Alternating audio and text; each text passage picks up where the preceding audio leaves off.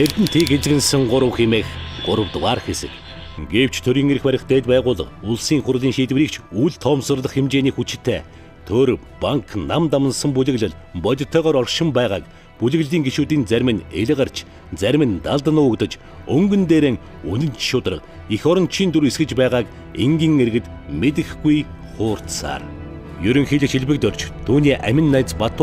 Баттулгын жолооч асан Эрдэнэ Вэлгэнаар өнгөн дээрэн үнэмшилгүй дайтаж тогловч үнэн чанартан төрийн эрх барих дээд байгууллагын хүчин төгөлдөр тогтоолыг үл тоомсорлон Эрдэнэт үйлдвэрийн дотоод засаглал төсөв санхүүг хувааж атгсан хэвээрэн байгааг дараах баримтаас харж болно.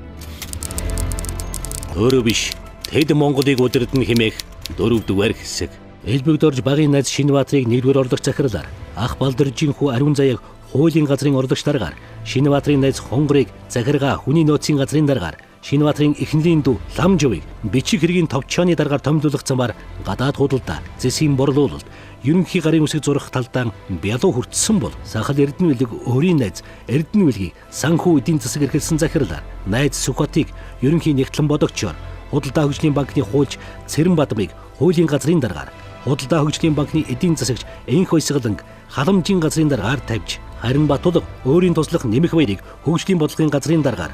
Нэмэх Баярын ах Улам Мандахыг Ил Уурхан ерөнхий менежерээр, худалдаа хөгжлийн банкны хуульч Чимбатыг хууль эрх зүйн хэлтэст, Булган аймгийн Монголын ардчсан холбооны дарга Мөнгө сайхныг хэвлэл мэдээллийн албаны даргаар тавьж, их барилгын худалдан авалтаас гадна өөрийн хийж сурсан хэвлэл мэдээлэл тарих угаалтыг хариуцсан авчээ. Төрийн эмчийг хэн яаж хурдан